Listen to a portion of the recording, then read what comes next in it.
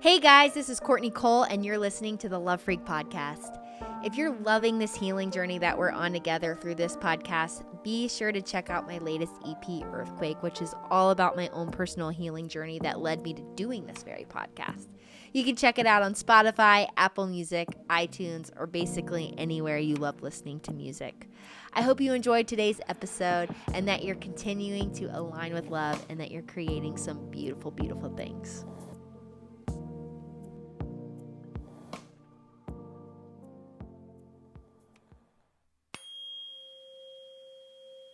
Remember the passion you felt doing that particular thing you always loved to do when you were a kid? Whether it was to laugh or to love or to explore, to play or create. Those passions weren't just you being a kid.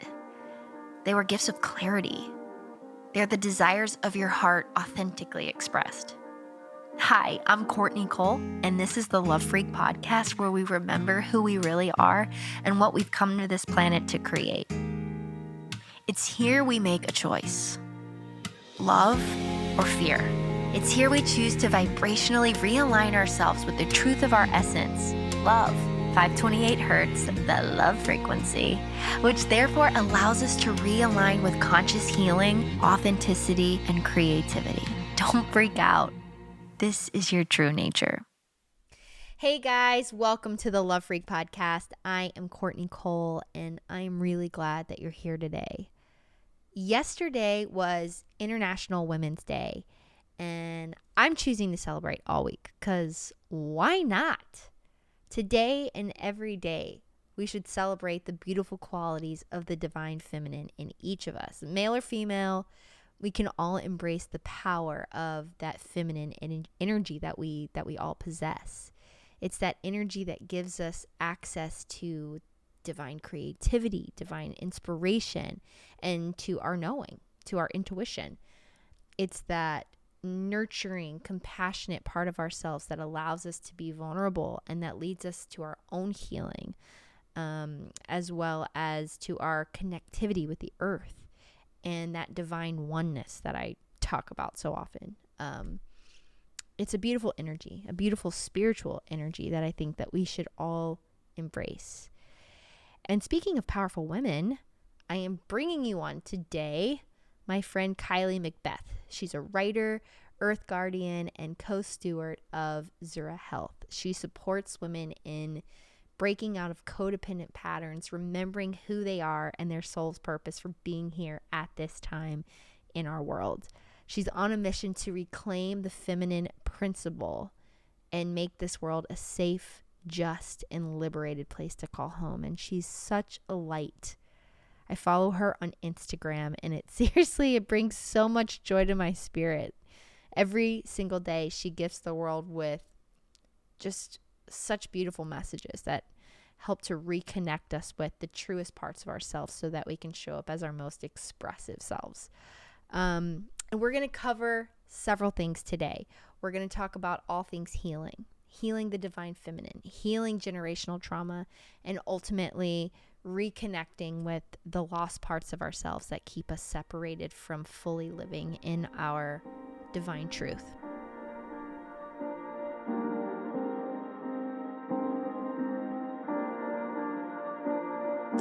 Kylie, it's such an honor to have you on the Love Freq Podcast today. Thank you so much for being here.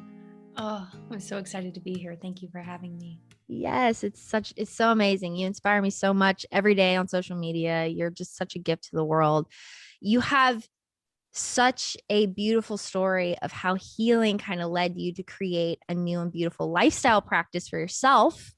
But it also led you to kind of birth a whole new wellness practice that is really healing and helping a lot of other people live their most fulfilling experience in this life. So can you kind of tell us a little bit about the journey of how you created Zura Health?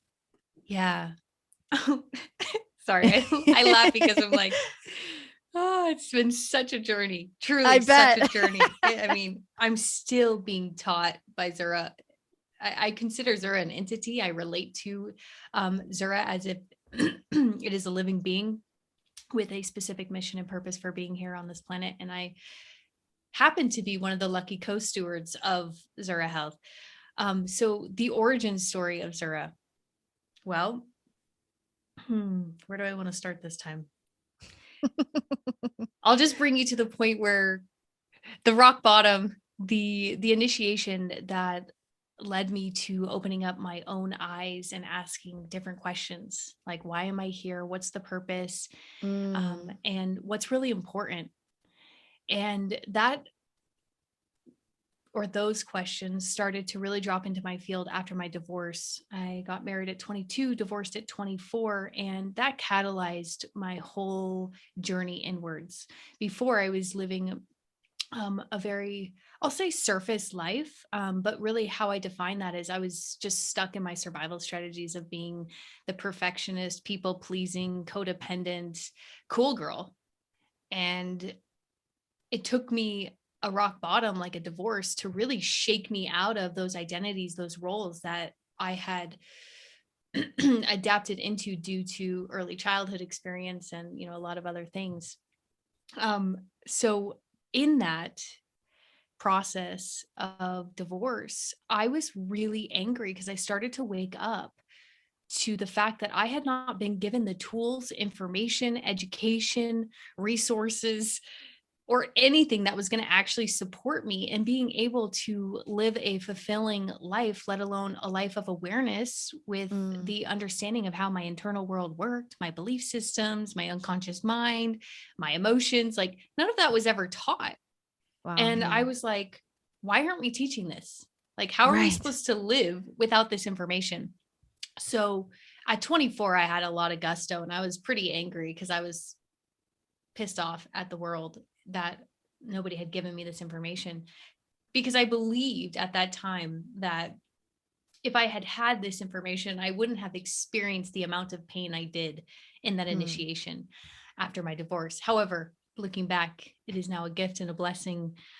So with that being said, my twin sister and I, Jess, co-founded Zura Health after having some conversations around, like, this work needs to be out in the world. And I was in a float tank. My life is such a funny journey.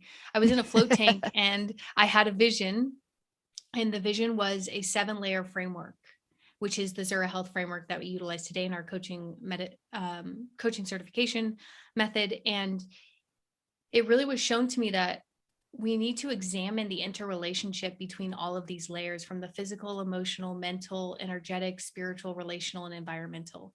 Wow. And absolutely.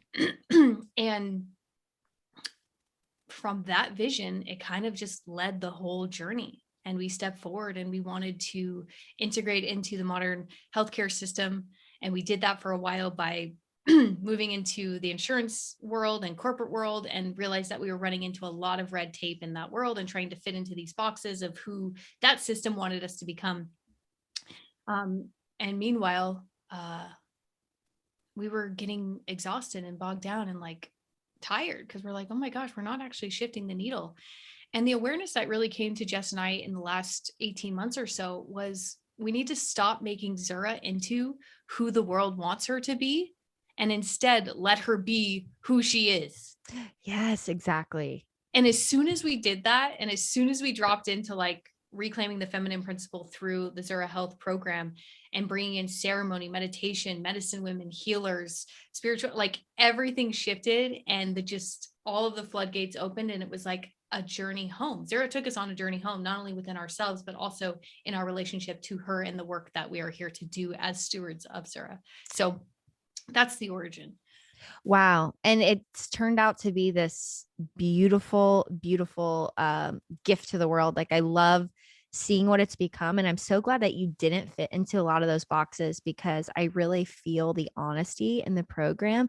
And, there are a lot of programs out there that do feel very clinical and that can get the job done, but there's something just really spiritual and, I don't know. It's a very connecting kind of feeling that comes with Zura Health and everything that you guys offer. So I definitely feel like you guys should all go check out Zura Health if you're listening right now. It's a really, really beautiful organization that they've developed. But it seems like is kind of that rock bottom moment in all of our lives where we have these moments of like intense clarity that kind of just totally wake us up from that sleep state and consciousness that we kind of float through life in sometimes, just totally unaware of our potential. And a lot of times just it seems like it's the pain and the heartache that kind of knocks us over the head to wake us up. But like you said, looking back, it's such a gift because it's a gift of awareness. And a lot of time that awareness kind of shows us those punctured parts of ourselves or the belief systems that we've kind of learned and adopted that kind of keep us from fully being who we were designed to be. Yeah. Right. So through your process of self-discovery, which I kind of like to consider self-discovery as more of a remembering of who we are, because it's like a coming to, in a sense. I really think that like on a soul level, the spirit always knows what it is, right? Absolutely. But what are some of those false conditionings and belief systems in your life that you noticed that needed healing and that you were holding on to that kind of were keeping you from living and creating more in line with the truth of all you are? Oh my gosh. Where to even start on that question? Right. I had so many. I think one of the biggest things was, the belief that who I am in my true essence is not welcome here, or that it's too much, or that it'll rock the boat, or I'll be abandoned. Another huge one was, if I step into my power, I will lose the people closest to me, or I might be killed. Like those are like ancient fears, but they've still popped up into my awareness at certain points in my journey as I continue to take more action and stand for more liberation collectively.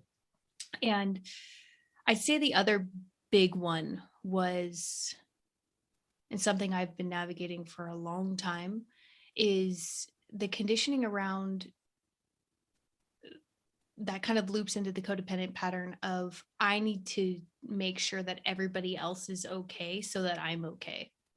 And so being stuck in that loop, constantly kept me disconnected from my own body, from my own sense of self, because I was so hypervigilant and trying to manage the external world in order to ensure my safety. So it was like, the narrative was like, your needs, your desires, your emotions don't matter. And you need to take care and manage everybody else so that you're actually okay. Wow. And I am responsible for other people's emotions and feelings. That was another big one that I had to continue to like untangle from.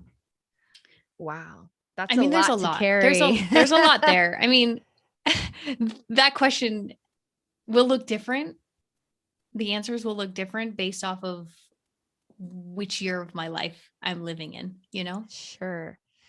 And in that work, like, first of all, I gotta say and commend you on being able to be like, this is it, like pinpointing all of those things. And I just think such an amazing step in being able to say like, this is where I'm at. This is what I struggle with. How many people float through life not even being aware that they just kind of accept like, this is just how I am. You know what I mean? This is just life.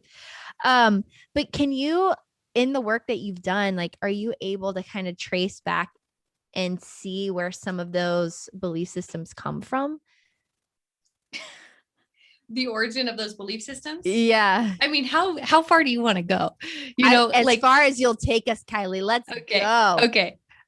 So actually what wanted to come through after you started talking again, was this other belief system that I've been navigating out of that feels so deep in my cores, is I am less than and I am broken. Those kept me so small and powerless for a majority of my life.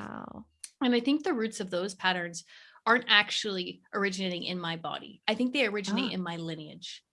I think that those are narratives that the women through my matrilineal line have been carrying for hundreds, if not thousands of years under this patriarchal system.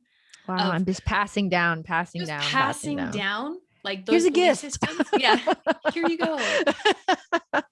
And to be honest, I really think that, I have a lot of gratitude for the survival strategies and the narratives that are associated with those survival strategies that have been passed down in my lineage, because I do think that it's actually what has allowed us to survive. Yeah. Now, mind you, not comfortable. And I do believe that there are many of us here who are here to break the cycles of some of these narratives and patterns for our lineage. And what a gift that is, that we have been entrusted with that work. 100%. It's not easy though. Like I won't say that, but we do have a lot of support, unseen and seen support if we are doing this work. So yeah, it's a lot of untangling, right? A lot of remembering, a lot of untangling, a lot of grief. I say that grief is the medicine of remembrance. Wow. That's beautiful. Because it's all of the emotional armor that we've had to put on over our hearts, and, you know, the psychological armor and all of these strategies that we've utilized in order to survive that are keeping us separate from our own essence, separate from our own ability to connect with who we are. And in that, how can you connect authentically or intimately with anybody else if you don't even know the roots of your own being? Like, it's very challenging to do. And of course, I have so much compassion for all humans on this journey because there's a lot to untangle. There is a lot, but it's amazing. Like, the ones who are able to kind of come to and recognize it, because it's like each generation we go down, we get further and further away from that essence by all of these things that we're kind of passing down, you know? And so I notice it, gosh, in my own family so much. Like I have the most beautiful mother in the whole world, you know? I love that.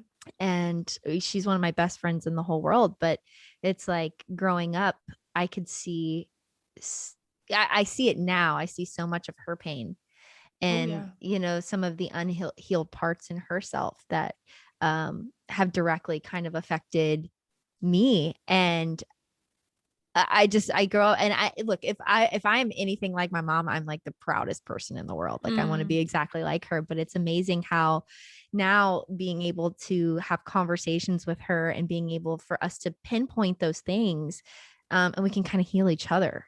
You know, I think those conversations are so important to have. I mean, that's the whole point. Yeah. To be, well, luckily, and I love your story and narrative, and my mom and I have done so much work around this. And I'm just amazed at what is possible when we lean into these conversations in our relationships with our mother. Some of us have the access and ability to do that. Some of us in this lifetime might have to be consciously estranged depending on the circumstance. But luckily, it sounds like we have mothers who are willing to go into this work and to feel the grief and to feel the rage of being oppressed from these patriarchal systems and frameworks that have disconnected us from our power, from our sense of worth and our sense of belonging as very important pillars of life. And the pain that has come down the generations is it's a big load.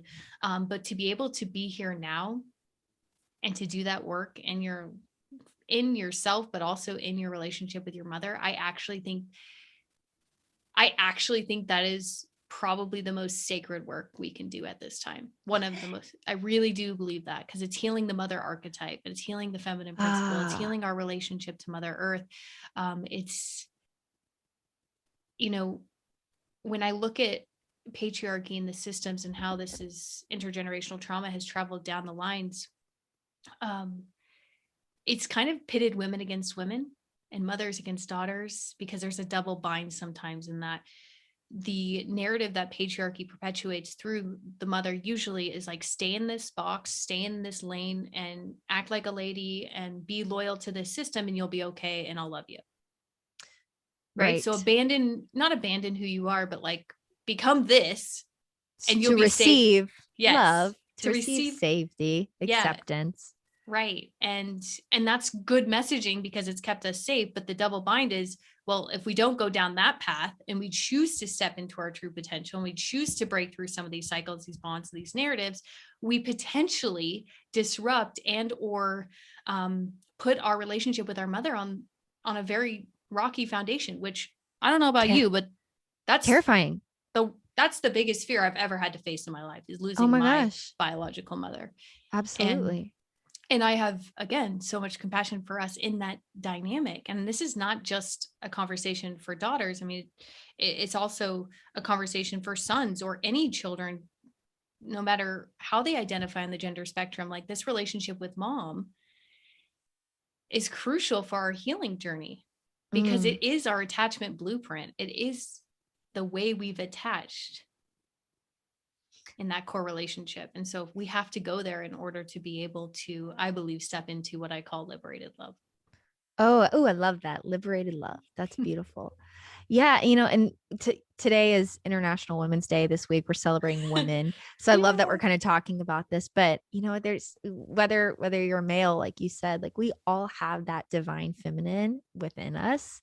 And it's those parts that we can heal that bring out that in each of us, like it's that creativity that's associated with the divine feminine that allows us to express and allows us to freely give and be who we are. It's the divine feminine in each of us that connects us to our intuition, that gives us that knowing and connects us with spirit, that gives us that gentle confidence to show up as we are. There's so much connected and associated with the divine feminine that even if you are a male, healing some of those wounds or whatever, I just feel like brings you even deeper in connection with that spirit, that all-encompassing masculine and feminine energy. You know what I mean? Yes, into sacred union with them both. Sacred. Yes, exactly. Right? 100%.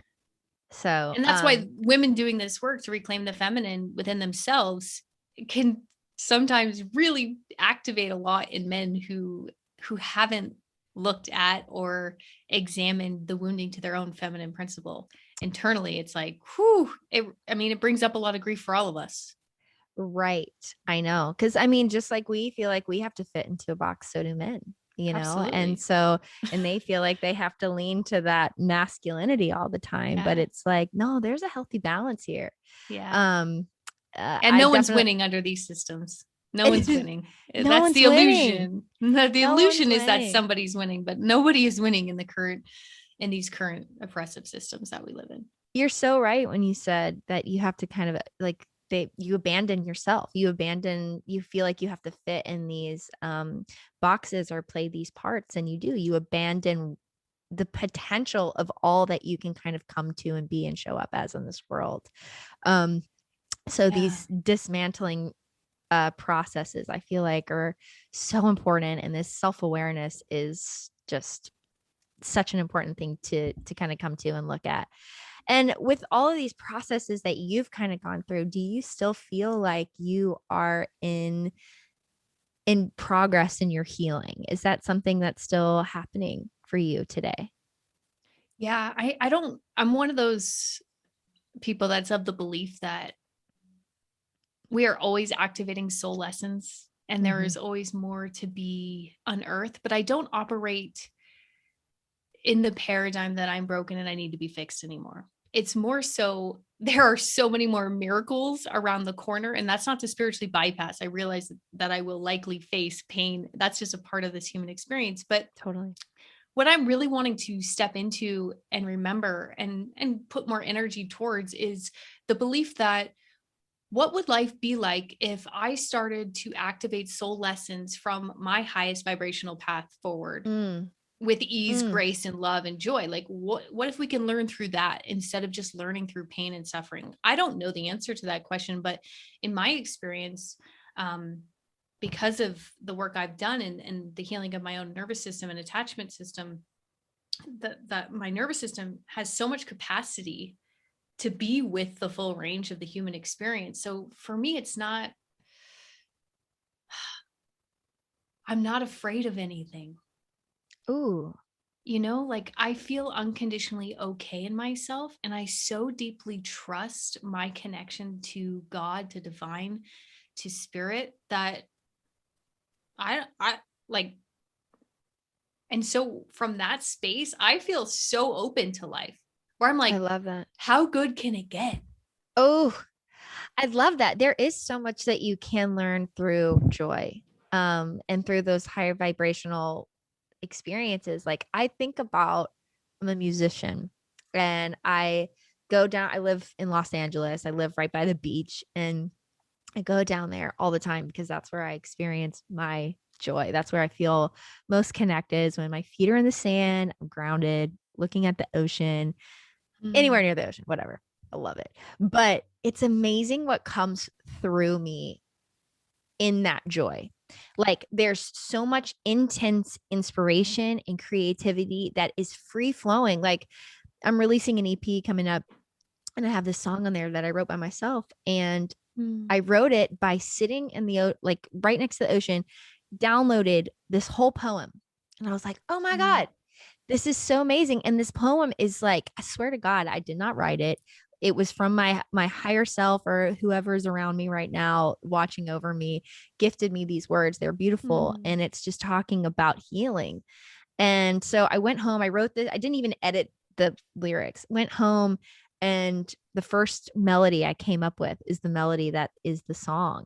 And I'm just like, wow, if you can connect to that freedom and that joy, there is so much creativity and expression, not just in songwriting or in any art form, but just in being able to just fully express all the wonderful things that you are in spirit. Yeah. You know what? And I think what's so beautiful about that story, and I'm so excited to listen to that song, because I think songs of that nature, in resonance with nature, it feels like to me when you speak about it, just holds so much medicine in them. Yeah, exactly. Same. But it's like what I hear you speaking to, and something that I've been percolating on myself, is our own inner well. That like this inner well of creativity, of wisdom, of truth, of expression, that is something for us to tend to and to cultivate by creating spaces in nature or in silence. And this world, we lack that a lot. Yes, yeah, totally. So it's like, oh my gosh, can we create space to actually even hear, to listen? And that's what a concept. What a concept. Our elders and our ancestors used to do that all the time. But in this, modern technological age, I'm actually terrified, not to go into that, but just so deeply terrified about our tether to technology. Like here we are, of course, like utilizing it in this way, and it's really beautiful, but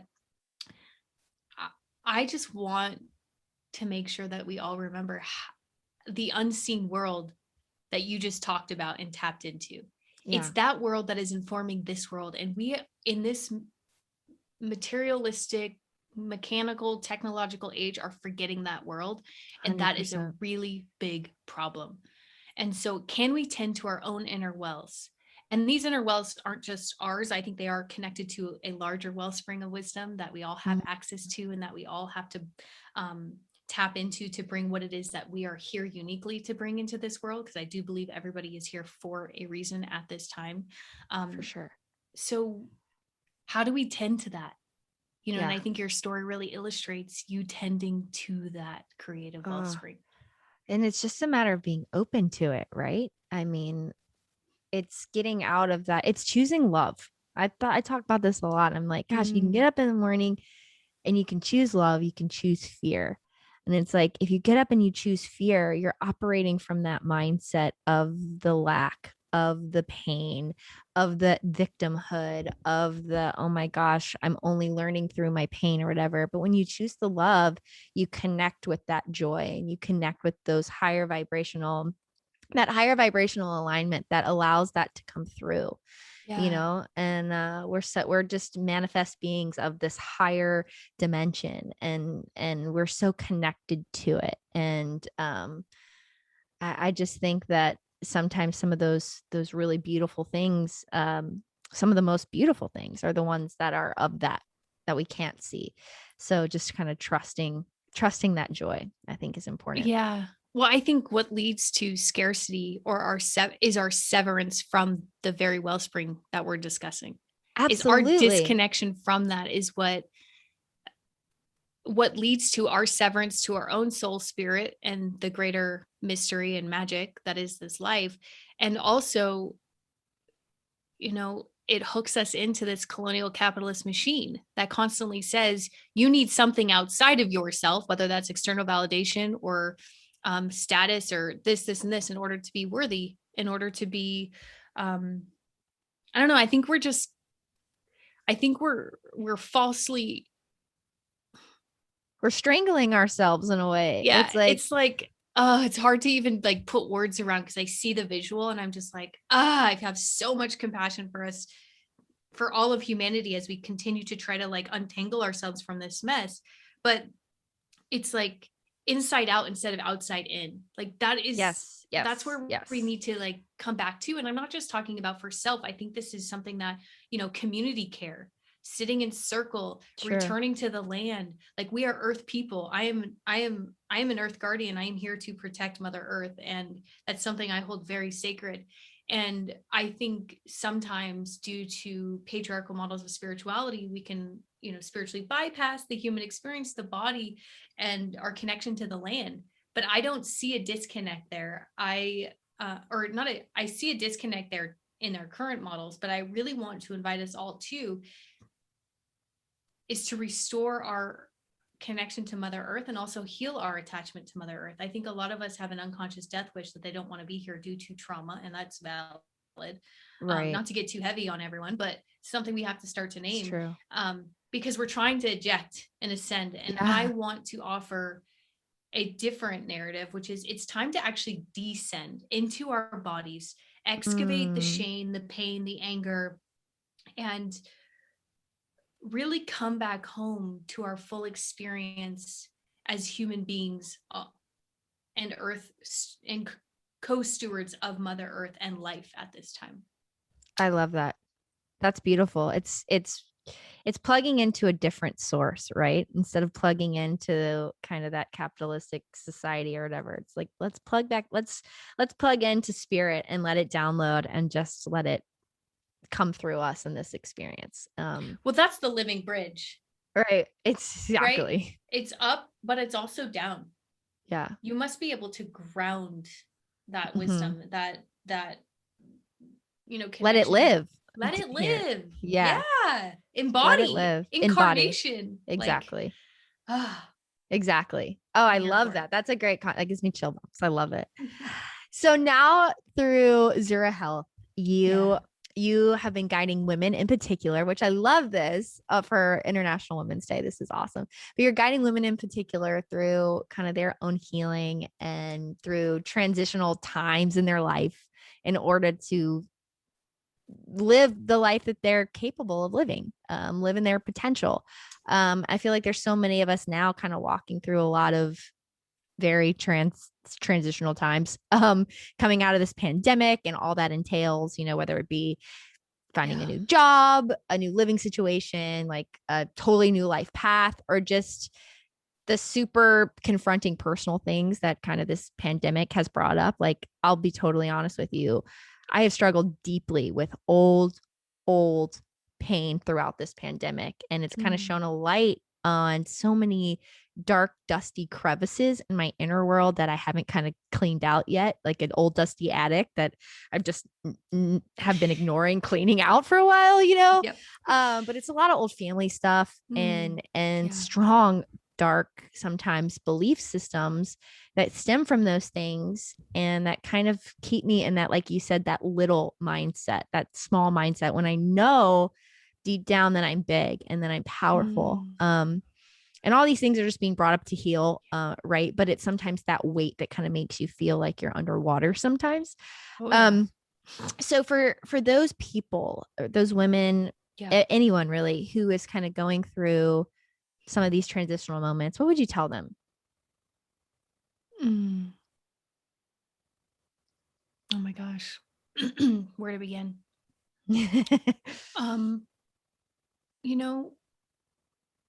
I would say you're not broken.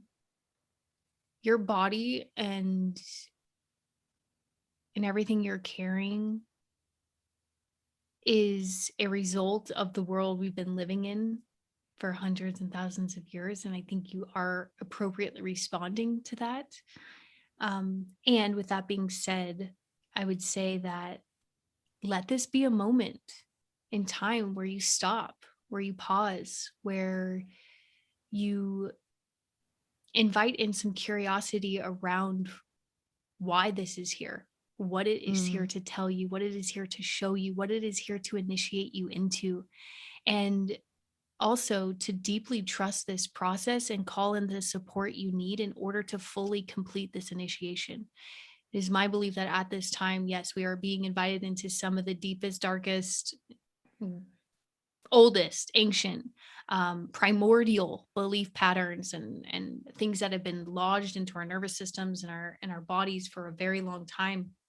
And for me, in order to heal some of those threads, that must be done and held via sacred witness through a community, through a shared community, whether that's sisterhood, brotherhood, or just community in general. It's like, how can we start to have these conversations and allow ourselves to move out of isolation and aloneness and into togetherness, into a deeper remembrance of the importance of community and ourselves as social beings. And with that, I mean, there's a lot to be said here on this healing journey, but you're not alone. Absolutely. It's that oneness, that community that reminds us of that divine oneness too. That kind of connects us back to, once again, like a truth of what we are in that oneness. So I think that that's true. And Zura Health is a great place to start.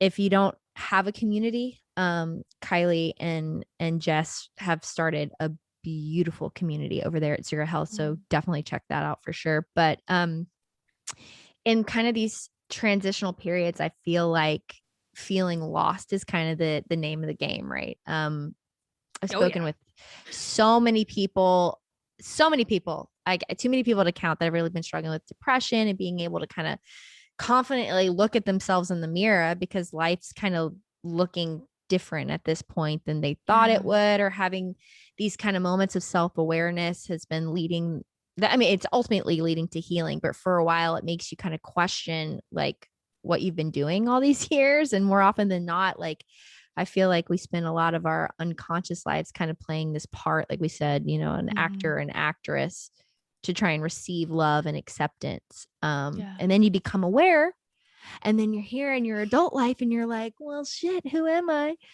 So how do we reconnect with those deepest, truest parts of ourselves when we feel so disconnected at times from kind of knowing who that person even is? Well, first I really want to widen the lens on which we hold this process of disorientation or feeling lost. I think that in our culture, we don't necessarily honor these times of dismantling, of disorientation. And it's like, historically, maybe in our ancestry, we did honor these times. These were very sacred times in somebody's lives, as they were crossing thresholds and moving through initiations from one version into the next version. And so I think bringing in ritual, ceremony, community into this process is important. Although sometimes we need to walk through these initiations depending on who you are and what you're moving through. Sometimes they do require, a healthy balance between aloneness and being able to take your inward journey, but still being tethered to community. I think that really, really supports, and something I just want to name. And the next piece here, and I don't even know if I'm remembering the question, but it feels important, is cultivating a felt sense of safety. And I think for many of us, depending on our experiences, lived, historical, intergenerational, that there is a lot of trauma in the body and in our nervous system, and stuck survival responses that really need to be held so that they can complete and so that they can be released and integrated, so that we can feel safer, like that felt sense of safety in our own bodies and experience. I think that's an important part of this process, as we transition from one version to the next version, is the nervous system support and help. And I mean, I have such a different relationship with uncertainty now as somebody who used to be a professional grasper and did not let go of anything, any identity, any role, any survival. I mean, it was so deeply locked into my nervous system that letting go literally felt like a death. Like I was like, okay, I'm a professional grasper too. Yeah, it's so fun. And then you finally get to a point where your body completely shuts down and the choice is life or death. And it's like, okay, well, you better release this.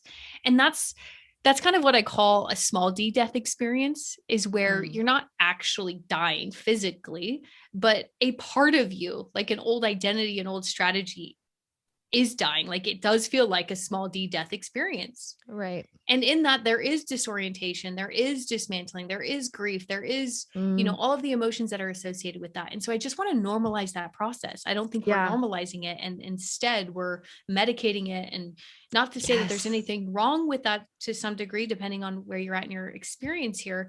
But I don't want the narratives to be that something's wrong.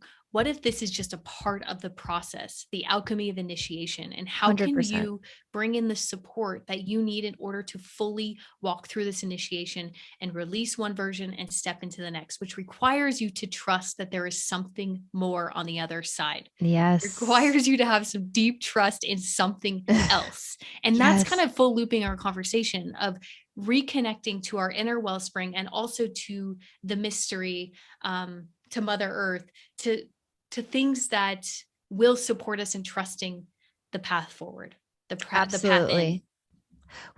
We do get so wrapped up in the fact that, oh, there's something wrong with us. We're broken. And we want to fix it right away because we don't want to feel that. So I think medicating, you know, that's, and like you said, there's nothing wrong with that, but being able to fully address and give yourself the inner time that you need to be able to address and heal those things, I think is 100% important. This is soul work. So it's soul work. That's why we're here, soul work. Right? That's why we're here. So let's take full advantage of why we're here and do the work. And this podcast is all about discovering and healing the parts of ourselves that kind of keep us from living our most honest, creative expression of who we are, which I believe is grounded in that divine love and inspiration and creativity and joy and all of those things. And I think that we're all like these little amazing works of arts just running around, but I also believe that we're the artists, co-creating with this masterful source creator that kind of gives us this gift of existence, that gives us this gift of form so that we can mold it, so that we can be it, so that we can have fun with it, and that we can just grow and evolve. So in that sense, what is authentic creativity in your opinion? I mean, for me, this is such a simple answer. I mean, I love it. It's being, like, it's you in your beingness.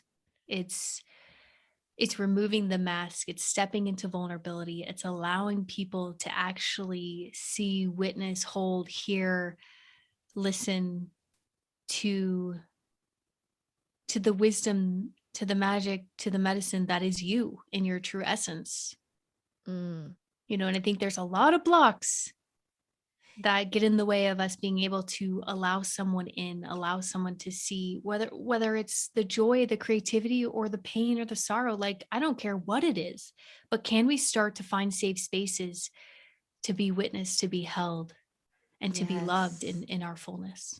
Yes. And there are, like you said, the blocks. There's these creative blocks. Like I think about this a lot. I did a post on this where it's like, there's these blocks that kind of come in. And when you think of like a stereotypical creative block, you think of it as like, oh, I have writer's block. Like nothing's flowing from you. It's really just like kind of the strangle of inspiration, right? And we develop these belief systems, we develop these conditionings and these societal normalities that are the blocks that block us kind of from that divine inspiration that does allow us to express in full form. So it's like kind of like, I was going to ask you this, like, how does that healing process of those blocks kind of fit into that definition of authentic creativity? Like, how can healing lead to living that more authentic creative expression of ourselves. I mean,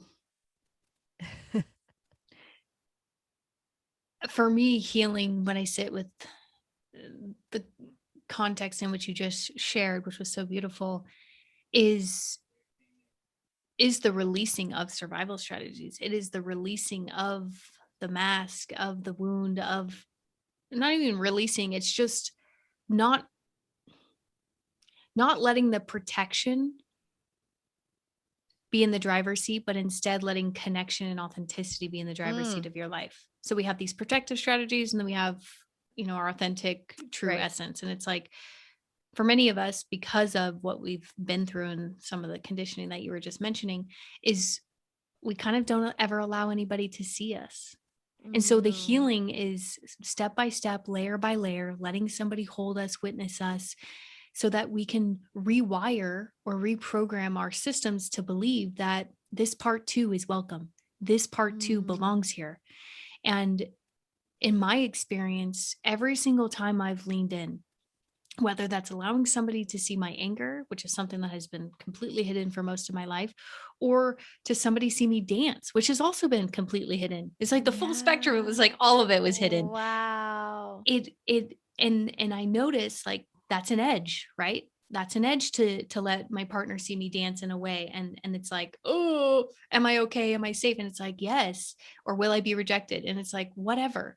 At some point, you just have to cross that threshold and go with it. And every single time I now step forward and allow certain parts of myself to be seen that I hadn't historically allowed, there is a deep healing taking place. There is a reprogramming of the beliefs that say, like, this part too belongs. One, because I am actually allowing it to step into belonging by allowing it to be witnessed, but then also the mirroring back, which, I think in our personal development world, sometimes there's a lack of significance that might be associated with what we receive from the external. But listen, it obviously impacts us. Like, for sure, we have to be around people who can actually honor us in a way to really move through and fully heal and integrate these protective strategies so that we can step into that true essence. So I love that.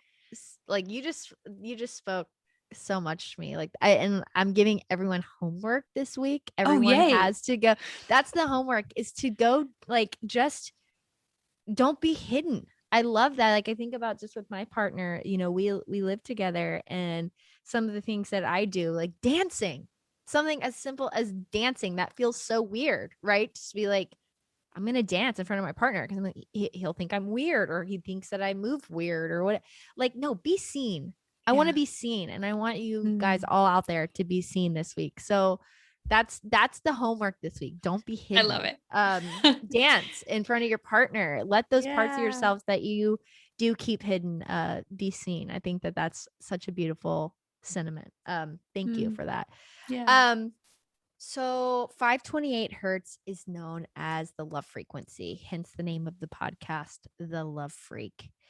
And it's an ancient solfeggio healing frequency that priests and healers used to use to heal ailments within the body and reprogram the mind with higher vibrational thought patterns. And it's a frequency that just promotes love, healing, and creativity. So to kind of bring it all home, Kylie, what is one creative tip that you'd offer to everyone for living a life more in line with their most divine creative selves? Creative tip.